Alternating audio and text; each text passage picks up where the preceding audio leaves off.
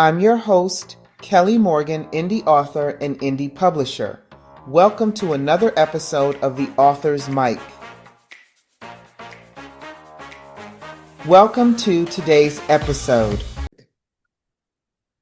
Hey, everybody, welcome to another episode of The Author's Mic. Kelly here, and you know that it's Monday because I have a guest with me. I have a beautiful spirit, poet Phoebe. She is going to talk about whatever it is she would like to talk about.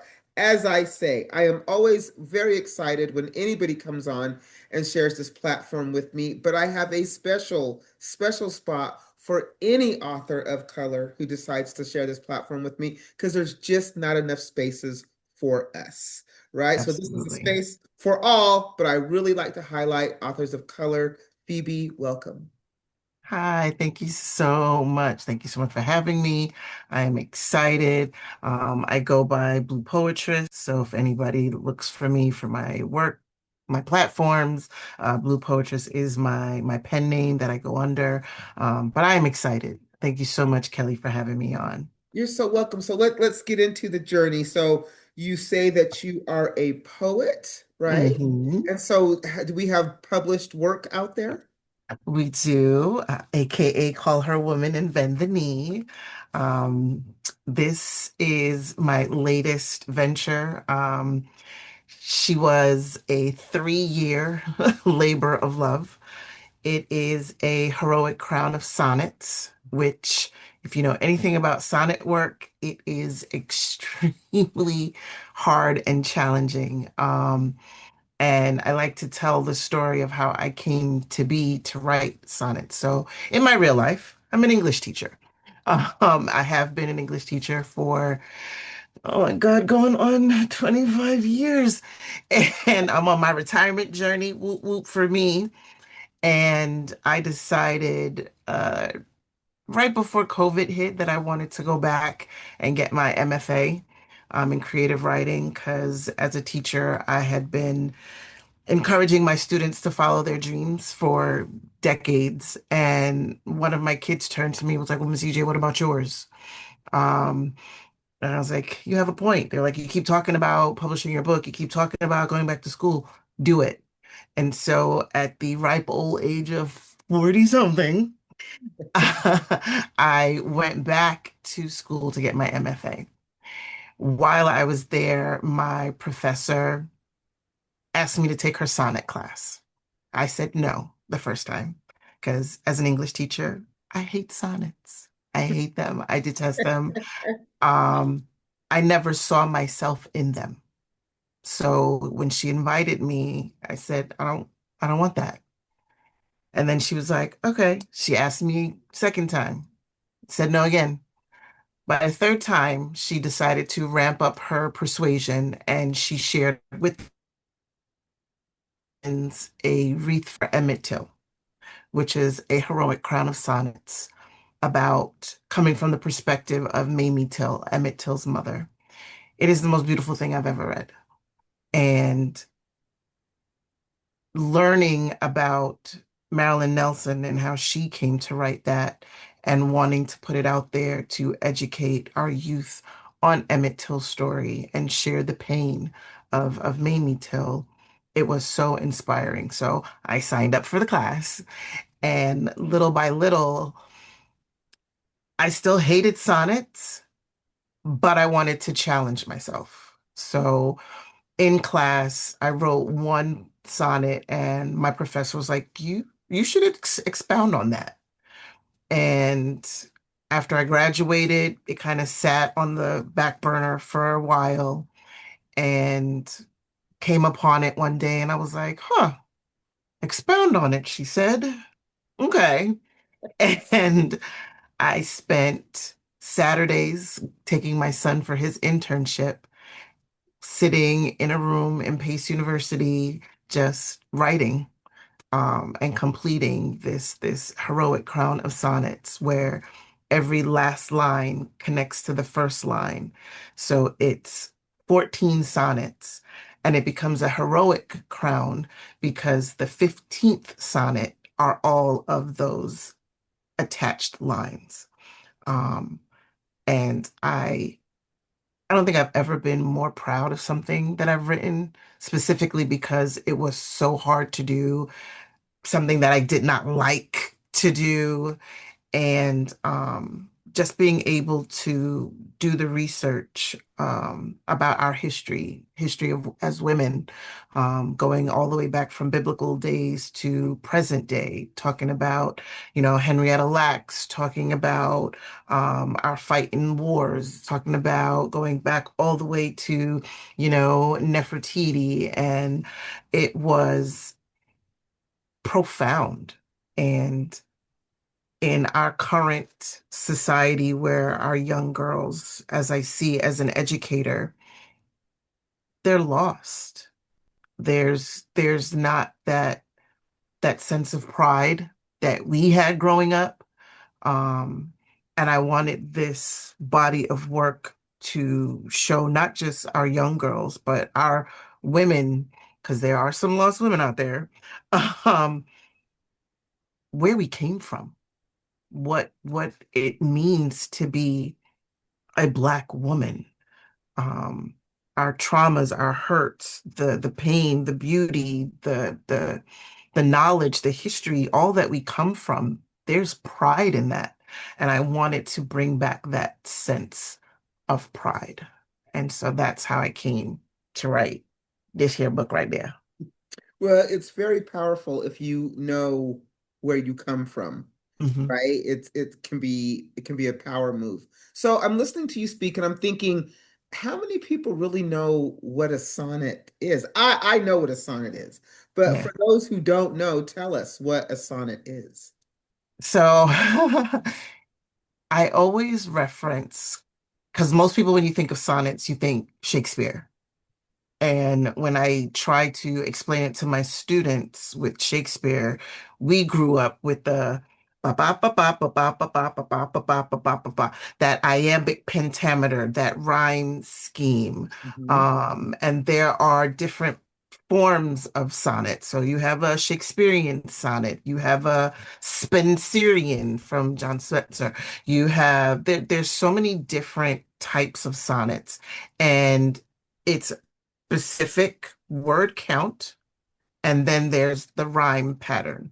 So you can have where A, B, A, B, A, B, and then the final two lines are maybe E, E or C, C.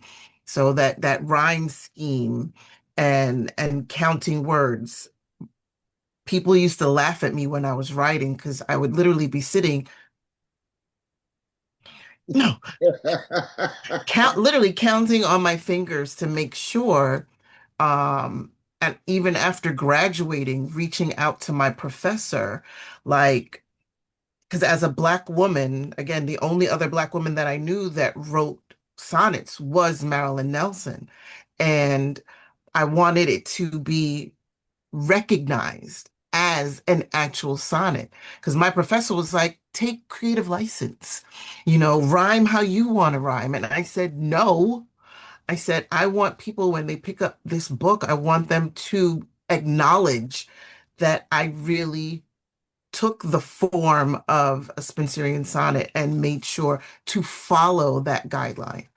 Um, could I later on, play around? Sure. Many authors do, but for my first book, I really and truly want it to be recognized as a thoughtful and precise book of sonnets.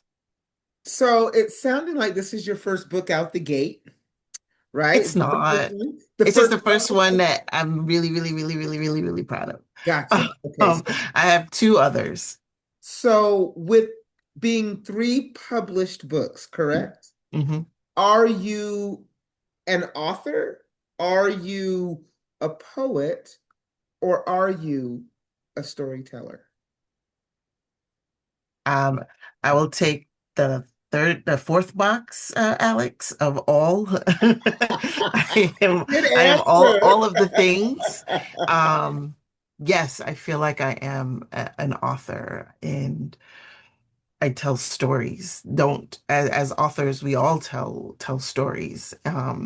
And even as a poet, poetry is in and of itself a different form of telling a story.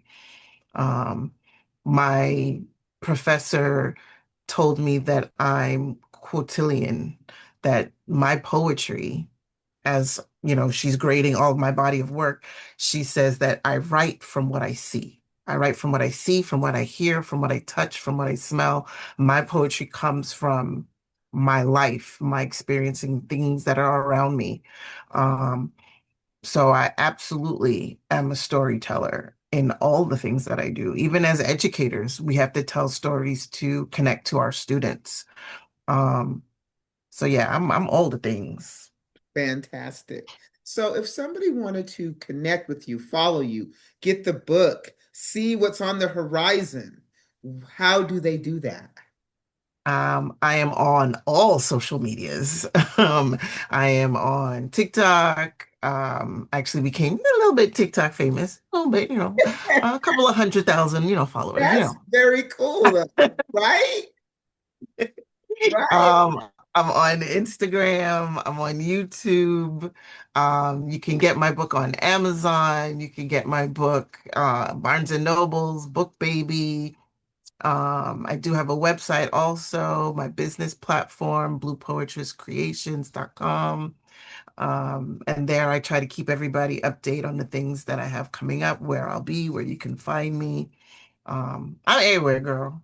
That's cool. So I'm going to get back to you in 1 second because I want to hear just one of those sonnets. So just bear with me for Just a moment. one, just one. Yeah, Okay. just why I talk to the people. Let me give you my laundry list of folks, my laundry list of things, folks. So number one, if you're a creative, you want to share this space, it's very easy to do. Go to my website, brightheadedpublishing.com, go to the Be a Guest tab, boom, you are a guest. I promise you, it is one of the easiest things you will ever do. If you are on your writing journey and you need some solid information that I wish I would have had, I got you. I got a 44-page guide on my website. It's free. It's a flip book. It's a PDF. Go get it. It's free. If you want to support me as an author, you are more than welcome to. I have two books. Wait for it and You Sound White. Both are print.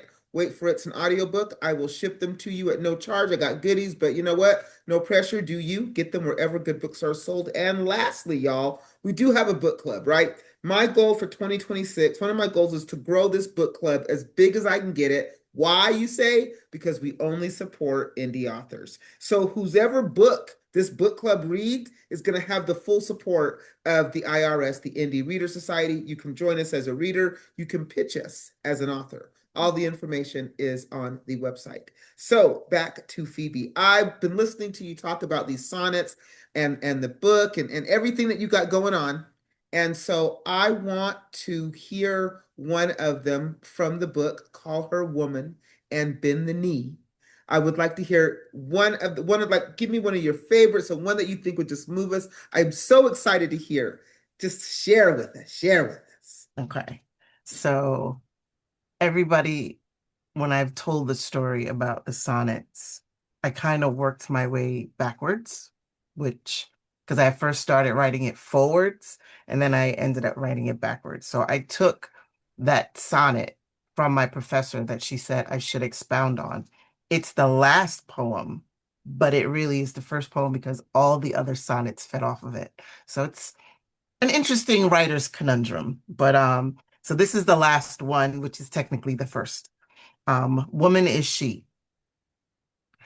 Mother, daughter, sister, woman is she. Whether cut in marble or stained glass, precious as diamonds and metals is she. Never question her station or her class. She creates wonder from her very womb, threading promise and faith for a new life. Watch her closely, for her life is in bloom. Limit her not, for she is more than a wife. She is brilliant. Her wisdom catches light. Hers is a story that will never end. You cannot censor her, for she will fight.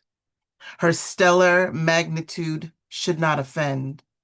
She shall reign victorious. You will see. You will call her woman, and bend the knee.